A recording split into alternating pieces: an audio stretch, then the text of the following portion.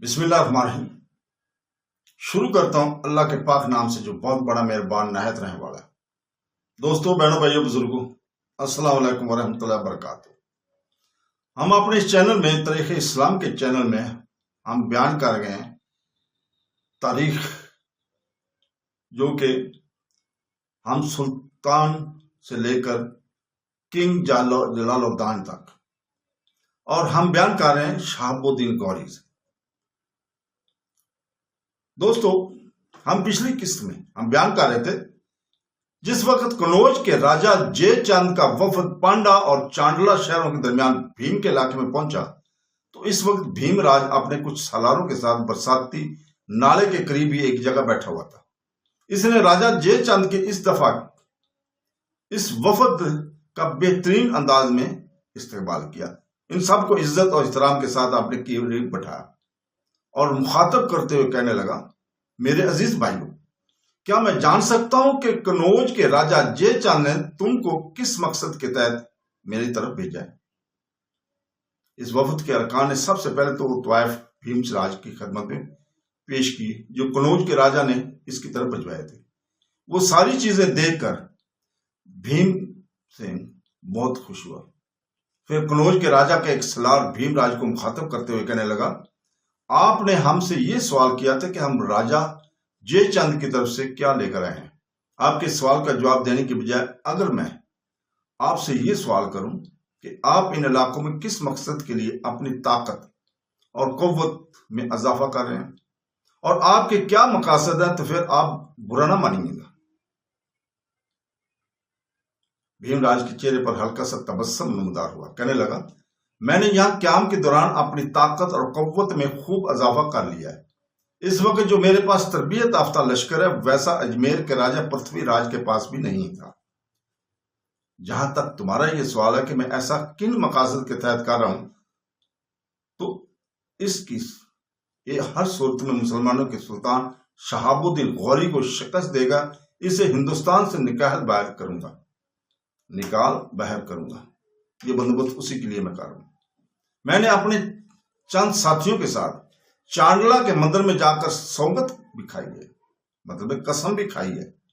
کہ اگر کبھی مجھے مسلمانوں کا سلطان کے خلاف کامیابی حاصل ہوئی تو میں مسلمانوں کے اس حکمران کا سر اس کے گردن سے کاٹ ڈالوں گا۔ یہاں تک کہنے کے بعد بھیم راج رکا، پھر انتہائی دکھ بھرے انداز میں وہ بول رہا تھا، ہماری سب سے بڑی بدقسمتی ہے کہ ہندوستان کے سارے راجہ ایک تھے اور ان کی تعداد 100 سے بھی کہیں زیادہ تھی، اور ان کے مقابلے میں مسلم سلطان صرف اکیلا تھا اور وہ اپنے مرکز سے بھی دور تھا۔ اس سے ہم سے زیادہ کہیں سے بھی کمک کا سامان ملنے کی امید بھی نہ تھی، لیکن پھر بھی نہ جانے کیا ہوا کہ ہمارے میں سے اسے فتح ہوئی۔ ہم سب کو، ہمارے سب جو راجہ تھے ان سے اس کو فتح ہوئی۔ یہ ہماری بدقسمتی سے، یا ہم نے خلوص نیت کے ساتھ ترین کی اس دوسری جنگ میں حصہ نہیں لیا تھا، یا ہندوستان کے مختلف راجاؤں میں کھوٹ تھا جس کی بنا پر انہیں کامیابی نہ ہو سکی۔ اب میں نے تہیہ کرا رکھا ہے کہ مسلمانوں کو یہاں سے نکال باہر کر کے ہی دم لوں گا۔ اب تم اپنے آنے کا مقصد بیان کرو۔ بھیم راج جب خاموش ہوا تب وہ سالار مسکراتے ہوئے کہنے لگا، ہمارے یہاں آنے کا وہی مقصد ہے جو آپ بیان کر چکے ہیں۔ راجہ جے چند نے آپ کی طرف روانہ کیا ہے۔ ٹھیک ہے، ترین کے میدانوں میں جو جنگ ہوئی، جن راجاؤں کو شکست اٹھانا پڑے، ان میں ہمارا راجہ جے چند بھی موجود تھا، لیکن وہاں حالات اور تھے۔ اس وقت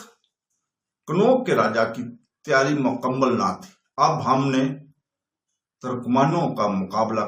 کرنے کے لیے اپنی تیاریوں کے اپنے عروج پر پہنچا دیا۔ ہمارا راجہ جے چند چاہتا ہے کہ آپ کے ساتھ تعاون کر کے مسلمانوں پر حملہ آور ہوں اور اسے ہندوستان سے نکال باہر کریں۔ اگر ہم اس وقت حملہ آور ہوں تو مسلمانوں کو شکست دینا آسان ہے، اس لیے کہ راجہ نے اپنے مخبر مسلمانوں کے علاقے میں دور دور تک پھیلا رکھے ہیں، اور انہوں نے راجہ کو یہ خبر دے دی ہے کہ مسلمانوں کو سلطان شہاب الدین غوری چند روز تک شہر میں قیام کرنے کے بعد واپس غزنی جا چکا ہے، اور یہاں اب اس کے 2 نائب موجود ہیں، ایک قطب الدین ایبک اور دوسرا ایبا۔ ان حالات میں ہم اگر مسلمانوں کے ان سالاروں پر حملہ کریں تو انہیں شکست دے کر بھاگ جانے پر مجبور کر سکتے ہیں، اور اگر ہم اپنی طاقت اور قوت کے ساتھ ان کا تعاقب کریں تو دریائے سندھ تک کوئی بھی ہمیں ان کا تعاقب کرنے سے روک نہیں سکے گا۔ یہاں تک کہنے کے بعد قنوج کے راجا کا وہ سالار رکا، پھر اپنے خدشات کا اظہار کرتے ہوئے وہ پھر کہنے رہا تھا، جہاں تک ہمارا اور ہمارے راجا کا اندازہ ہے، اگر ہم نے مسلمانوں پر حملہ آور ہونے میں تاخیر کی اور شہاب الدین غوری کے غزنی چلے جانے کے بعد اس کی غیر حاضری سے فائدہ اٹھا کر اپنے لیے فائدہ حاصل کرنے کی کوشش نہ کی، تو پھر مسلمانوں کو جنوب اور مشرق پر ہر طرف سے حملے کرتے ہوئے یہاں کسی بھی مقامی راجا کو بچا نہیں سکے رہیں گے۔ لہذا وقت کا تقاضا یہی کہ ہم متحد ہو کر مسلمانوں سے ٹکرا جائیں اور انہیں شکست دیں اور ان کو اس علاقے سے بھگا دیں۔ جہاں تک ہمارا راجا جے چند کا لائے عمل ہے تو وہ آپ کا تعاون چاہتا ہے۔ راجا ایک وقت مقرر کر لیا جائے، اس وقت مقررہ پر ہمارا لشکر قنوج سے نکل کر دریائے جمنا کا رخ کرے اور بالکل گولیار کے سیدھ میں گنگا اور جمنا کے بیچ آپ کے طرف وہاں پہنچ جائے۔ اس کے بعد دونوں لشکر متحد ہو کر دریائے جمنا کے کنارے سے ہوتے ہوئے آگے بڑھے اور مسلمانوں کے سالاروں سے ٹکرایا جائے۔ اگر ہم ایسا کریں گے تو مسلمانوں میں اتنا دم خم نہیں ہوگا کہ وہ ہمارا مقابلہ کر سکے۔ جہاں تک مسلمانوں کے لشکر کا تعلق ہے تو مخبر ہمارے راجا جے چند کو اطلاع دے چکے ہیں کہ مسلمانوں کا کل لشکر 2 حصوں میں تقسیم ہو چکا ہے۔ ایک حصے کو لے کر شہاب الدین غوری غزنی جا چکا ہے، باقی کا آدھا لشکر قطب الدین ایبا کے پاس ہے۔ وہ یہ دونوں شہاب الدین غوری کے بہترین سالار ہیں، لیکن ہم چونکہ ان پر عددی فوقیت رکھتے ہیں، لہذا اگر ہم پیش قدمی کرتے ہوئے ان پر حملہ آور ہوں گے تو ہمیں امید ہے وہ ہمارا مقابلہ نہیں کر سکیں گے۔ ایک بار ہم نے جنگ کے دوران ان کے قدم اکھاڑ دیے تو پھر وہ کہیں بھی جم کر ہمارے مقابلہ نہیں کر سکتے۔ جب ایسا ہوگا تب ہم مسلمانوں کو ان سرزمینوں سے نکال کر باہر کرنے میں کامیاب ہو جائیں گے اور ہماری جیت ہو جائے گی۔ جے چند کے سالار کے خاموش ہونے پر ہلکی ہلکی مسکراہٹ میں بھیم راج کے سارے ارکان کی طرف دیکھتے ہوئے کہنے لگا، لگتا ہے ہمارے اور تمہارے خیالات آپس میں ملتے ہیں۔ میں جے چند کے ساتھ مکمل اتحاد اور تعاون کرنے کے لیے تیار ہوں۔ اگر ہم دونوں مل کر پوری طاقت اور قوت صرف کرتے ہوئے مسلمانوں پر حملہ آور ہوں گے تو اپنی فتح اور کامیابی کو یقینی بنا سکتے ہیں، لیکن اس تعاون اور اتحاد کے لیے میری ایک شرط ہے۔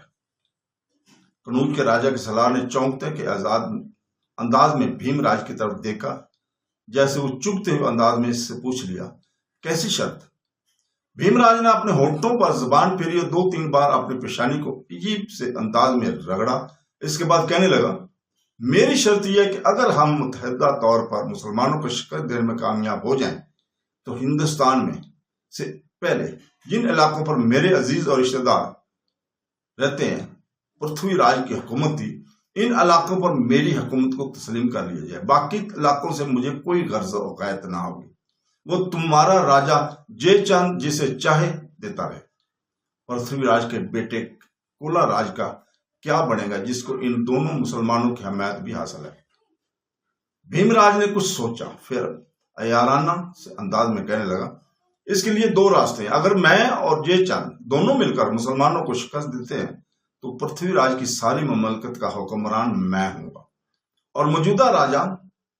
یعنی پرتھوی راج کا بیٹا ایک طرح سے میرا راج کمار بن کر رہے گا اور میرے بعد اس سلطنت کا وہی والی اور وارث ہوگا۔ اور اگر کولا کو یہ پیشکش منظور نہ ہو تو اس کا ایک بہترین حل بھی ہے۔ مسلمانوں کو اگر ہم شکست دیتے ہیں تو دریائے سندھ تک ہم انہیں ٹکنے نہیں دیں گے۔ اب دریائے گنگا سے لے کر دریائے سندھ تک وسیع علاقے ہماری عملداری میں آ جائیں گے، اور ان علاقوں میں سے جس حصے کا بھی راجا چناؤ کرے اسے وہاں کا حاکم مقرر کر دیا جائے گا۔ بھیم راج جب خاموش ہوا تب وہ سالار پھر بول اٹھا اور مرکزی شہر دہلی سے متعلق آپ کا کیا خیال ہوگا؟ بھیم راج نے ہلکا سا کہکا لگایا، کہنے لگا مجھے دہلی سے کوئی غرض و غایت نہیں ہے، دہلی اگر چند رکھنا چاہے تو رکھ لے، مجھے کوئی اعتراض نہیں، اگر کولا کو وہاں کا حاکم مقرر کیا جاتا ہے تب بھی میں اس سلسلے میں کوئی اعتراض نہیں کروں گا، مجھے صرف وہ علاقہ چاہیے گا جس پر اس سے پہلے پرتھوی راج حکومت کیا کرتا تھا، اس کے علاوہ میں کچھ نہیں چاہتا۔ یہاں تک کہنے کے بعد بھیم راج رکا، پھر دوبارہ وفد کے ارکان کو مخاطب کر کے کہنے رہا، پہلے یہ تو کہو کہ تمہارے راجا نے جنگ کے لیے کچھ ہاتھی بھی تیار کیے ہیں؟ راجا جے چند کا سالار مسکرایا اور کہنے لگا، اس وقت ہمارے پاس لگ بھگ 2000 ہاتھی ہیں جنہیں ہم جنگ میں استعمال کر سکتے ہیں، اس کے علاوہ بھی ہمارے پاس ہاتھی ہیں جن سے بوقت ضرورت کام لیا جا سکتا ہے۔ بھیم راج مسکرایا اور کہنے لگا، یہ تو بہت اچھا ہے، میں بھی لگ بھگ 1000 ہاتھیوں کو جنگ میں حصہ لینے کی تربیت دے چکا ہوں۔ ہماری بدبختی ہے کہ ترین کے میدانوں میں جو مسلمانوں کے سلطان کے ساتھ ہماری دوسری جنگ ہوئی، اس میں مرکزی کمانداری چونکہ پرتھوی راج کے ہاتھ میں تھی اور پرتھوی راج متحدہ لشکر کو صحیح معنوں میں لڑا نہ سکا۔ اس وقت بھی ہندوستان کے متحدہ لشکر کے پاس لگ بھگ 3000 ہاتھی تھے، لیکن جس طرح ان سے کام لیا جانا چاہیے تھا ان سے کام نہ لیا گیا، ہاتھیوں کو آگے رکھا گیا تھا اور ہاتھیوں کے بیچ میں نہیں۔ انہیں ہاتھیوں کے پیچھے آڑ میں رہنے ہوئے تیر اندازوں کو رکھا جانا چاہیے تھا تاکہ وہ مسلمانوں کے لشکر پر تیر اندازی کر کے ان کے گھوڑوں اور گھڑ سواروں کو چھلنی کر کے رکھ دیتے، لیکن ایسا نہیں کیا گیا تھا اس وقت۔ ہماری مزید بدقسمتی کہ مسلمانوں کے سلطان شہاب الدین غوری نے تھوڑی دیر تک ہمارے ساتھ جنگ کرنے کے بعد جان بوجھ کر اپنے لشکر کے ساتھ پسپائی اختیار کی، اور وہ ایک اس کی جنگی چال تھی، لیکن ایسا پرتھوی راج نہ سمجھ سکا تھا۔ ایسا کر کے وہ ہم سے غلطی اور حماقت کرانا چاہتا تھا اور ہمیں وہ جنگی چال میں مات دیتے ہوئے ہم سے حماقت کرانے میں کامیاب بھی ہو گیا۔ اس نے جب پسپائی اختیار کی تو ہمارے لشکریوں سے غلطی یہ ہوئی کہ ہاتھیوں سے آگے نکل گئے تاکہ مسلمانوں کا تعاقب کر کے انہیں نقصان پہنچائے۔ ایسا کرنا انتہا درجہ کی غلطی تھی، ہاتھیوں کے آگے نہیں نکلنا چاہیے تھا۔ اس طرح ہمارے لشکر کا ایک خاصا بڑا حصہ جب ہاتھیوں کے آگے نکل گیا تب اپنی جنگی چال کو آخری شکل دیتے ہوئے مسلمانوں کا سلطان پلٹا اور پوری طاقت اور قوت سے ہم پر حملہ ہوا گیا۔ اس حملے میں ہی ہمارے لشکر کی ایک بہت بڑے حصے کو کاٹتے ہوئے اس نے اپنی کامیابی اور فتح مندی کا پہلا دروازہ کھول دیا تھا، اس لیے کہ اس حملے کے دوران ہمارے ان گند لشکری مارے گئے اور ہماری مزید بدقسمتی کہ اس موقع پر ہم نے ہاتھیوں سے کوئی کام نہ لیا اور نہ ہی ہم لے سکے اور نہ ہی ہم لے سکتے تھے، اس لیے کہ لشکر کا ایک بہت بڑا حصہ ہاتھیوں سے آگے نکل چکا تھا اور ہاتھی اس موقع پر بیکار ہو گئے تھے۔ اور جس وقت مسلمانوں نے ہاتھیوں سے آگے نکلنے والے ہمارے لشکر کا خاتمہ کر دیا، اس وقت اگر ہم ہاتھیوں کو استعمال کرتے بھی تب بھی ان کا فائدہ نہ ہوتا، اس لیے کہ اس وقت تک مسلمان لشکریوں کے حوصلے ہمارے لشکر کے بڑے حصے کو کاٹنے کے بعد بلند ہو چکے تھے۔ جب اس موقع پر ہاتھیوں سے کام لیا گیا تو مسلمانوں نے ہمارے ہاتھیوں کی تیروں سے چھلنی کر کے رکھ دیا تھا۔ یہ بھی دیکھا گیا کہ بہت سے مسلمان لشکری دلیر اور شجاعت کا مظاہرہ کرتے ہوئے اپنے گھوڑوں کو بھگاتے ہوئے آگے بڑھے اور کئی ہاتھیوں کو کچل کر انہوں نے سونڈیں کاٹ کر رکھ دی تھی۔ اس طرح انہوں نے جہاں ہمارے ایک بہت بڑے حصے کو موت کے گھاٹ اتارا، وہاں ہاتھیوں میں سے اکثر کو مار کر رکھ دیا تھا۔ یہاں تک کہنے کے بعد بھیم راج تھوڑی دیر کے لیے رکا، کچھ سوچا، پھر جے چند کے سفارتکاروں کو مخاطب کرتے ہوئے کہہ رہا تھا، میں چاہتا ہوں کہ اس سے پہلے جو ہم نے ترین کے میدانوں میں غلطیاں کی ہیں انہیں دہرایا نہ جائے۔ میرے لشکر کے اندر ایسے بھی جوان موجود ہیں جو جانتے ہیں کہ پرتھوی راج کو مشورہ دیا تھا کہ اپنے کسی بھی لشکری کو ہاتھیوں سے آگے جانے کی اجازت نہ دینا، لیکن پرتھوی راج نے میرا کہا نہ مانا۔ وہ یہ خیال کرتا تھا کہ وہ جنگ کا وسیع تجربہ رکھتا ہے اور صرف وہی ایسے جنگی طریقے اپنا سکتا ہے، انہیں استعمال کرتے ہوئے مسلمانوں کو پسپا کیا جا سکتا ہے، انہیں شکست دی جا سکتی ہے۔ میرے علاوہ ہندوستان کے کچھ دیگر راجاؤں نے بھی اسے مشورہ دیا تھا کہ اس طرح ہاتھیوں کے پیچھے پیچھے لشکر پیش قدمی کر رہا ہے، اسی طرح پرتھوی راج کی پیش قدمی کو مسلمانوں کے لشکر تک جاری رکھا جائے تو ہماری فتح و کامیابی ہم یقینی ہوگی۔ پرتھوی راج مسلمانوں کی سلطان شہاب الدین غوری کے چکما میں آ گیا جو اس نے کھیل کھیلا تھا، تو اس نے ایسی جنگی ترکیب کی کہ پرتھوی راج ہی نہیں، اس نے ہندوستان کے سارے راجاؤں کو اپنے سامنے چاروں شانے چت کر کے رکھ دیا تھا۔ اب میں مسلمانوں سے اس کا حساب لینا چاہوں گا، اس میں محتاط رہنا چاہتا ہوں۔ میں نے پہلی شرط تمہارے سامنے پیش کر دیا کہ مسلمانوں کو شکست کے بعد ان علاقوں کا حکمران میں ہوں گا، اور جو اس سے پہلے پرتھوی راج کی علاقے تھے، پرتھوی راج کا بیٹا راجا کولا ویسے بھی ان علاقوں کا حقدار نہیں، اس لیے کہ اس نے مسلمانوں کی اطاعت اور فرما برداری اختیار کر لی ہے، اور ان کو اس نے خراج دینا قبول کر لیا۔ لہذا جو خراج دینا قبول کر لے اور جسے اسے راج دے دے، اسے اگر بعد میں شکست ہو تو خراج دینے والا ان علاقوں کا حکمران بننے کا اہل نہیں، بلکہ حقدار وہ ہوگا جو ان علاقوں کو خراج سے نجات دلائے۔ اس موقع پر میں تمہارے سامنے دوسری شرط تو نہیں، ایک پیشکش کرتا ہوں کہ اپنے راجا جے چند کے پاس جا کر اسے بتانا کہ میں مسلمانوں کے خلاف اس سے مکمل اتحاد اور تعاون کے لیے تیار ہوں۔ جو جگہ متعین کی جائے وہاں وقت مقررہ پر پہنچوں گا اور کوشش کروں گا کہ میرا لشکر جے چند سے بھی بڑا ہو، لیکن ایک بات راجا پر واضح کر دینا کہ جب مسلمانوں کے ساتھ ٹکراؤ ہو تو کوئی بھی قدم مجھ سے مشورہ کیے بغیر نہیں اٹھائے گا۔ مسلمانوں کو ان سرزمینوں سے نکالنے کے لیے میں جے چند کے تحت بھی کام کرنے کے لیے تیار ہوں، لیکن صرف یہ چاہوں گا کہ جب بھی مسلمانوں کے خلاف کوئی کارروائی کرنا چاہیے تو صرف مجھ سے نہیں بلکہ میرے اور میرے لشکر میں جو سالار ہوں گے ان سے بھی مشورہ کرنا ہوگا۔ میرے خیال میں اگر ہم ایسا کریں گے تو مسلمانوں کے خلاف ہماری فتح یقینی ہو جائے گی۔ بھیم راج جب خاموش ہوا تو جے چند سالار بول اٹھا، آپ بالکل کوئی فکر نہ کریں، یہ جو آپ نے شرط رکھی ہے کہ جنگ کے دوران آپ سے مشورہ کیا جائے گا، بلکہ میں کہتا ہوں کہ آپ نہ بھی کہتے تب بھی جنگ کے دوران آپ سے مشورہ کیا جانا چاہیے، صرف آپ سے نہیں بلکہ سارے سالاروں کو مل بیٹھ کر مسلمانوں کے خلاف اتفاق رائے سے کارروائی کرنی چاہیے، اور میں آپ کو یقین دلاتا ہوں کہ ایسا ہی ہوگا۔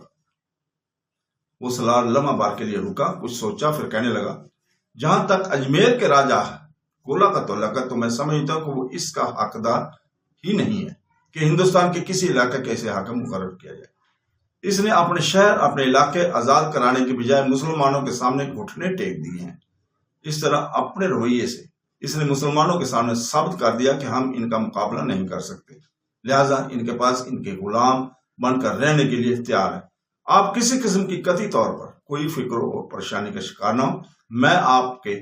اپنے راجا جے چند کی طرف سے یقین دلاتا ہوں کہ ہر طرح سے ہر طور پر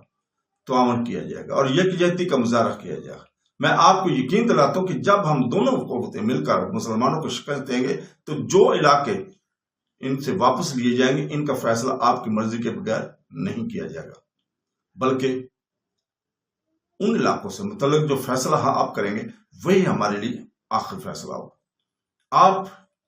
اپنے ذہن میں بٹھا لیں کہ یہ باتیں میں اپنی طرف سے نہیں کہہ رہا، جے چند کی طرف سے یہ ساری باتیں سمجھا کر میں بھیجا ہے انہوں نے۔ اس بنا پر آپ کو یقین دلاتا ہوں کہ ہم آپس میں تعاون کرتے ہیں، جس قدر راستہ طے کریں گے اس مسافت میں ہم کسی کو بھی موقع آپ سے مخالفت یا تکرار اور رد گزار کا اظہار نہیں کریں گے۔ جے چند کے سالار کی اس گفتگو سے بھیم راج بہت خوش ہو گیا تھا، کچھ دیر مسکراتا رہا اور کہنے لگا، اگر یہ بات ہے تو پھر چند روز میرے مہمان کی حیثیت سے قیام کرو، تمہاری تھکاوٹ بھی جاتی رہے گی، اس کے بعد واپس جانا۔ جے چند سے مشورہ کرنے کے بعد میری طرف قاصد بھجوا کر یہ بتا دینا کہ مجھے کب اور کس روز دریائے گنگا اور جمنا کے بیچ گولیار کی سیدھ میں اپنے لشکر کے ساتھ پہنچ رہے ہیں، اور اس کے بعد میں ان مسلمانوں کا ہم کیا حشر نشر کرتے ہیں وہ دنیا دیکھے گی۔ वो त्रैन की दूसरी जंग को भूल जाएंगे। जयचंद के सारे सफारतकारों ने भीमराज की इस गुफ्तगू से इत्तफाक किया और उन्होंने चंद रोज के लिए भीमराज के यहाँ ही क्याम कर लिया था और वहां क्याम करने के बाद ही वहां से वो निकले थे। तो दोस्तों, अगली किस्त तक के लिए इजाजत चाहते हैं। अल्लाह हाफिज।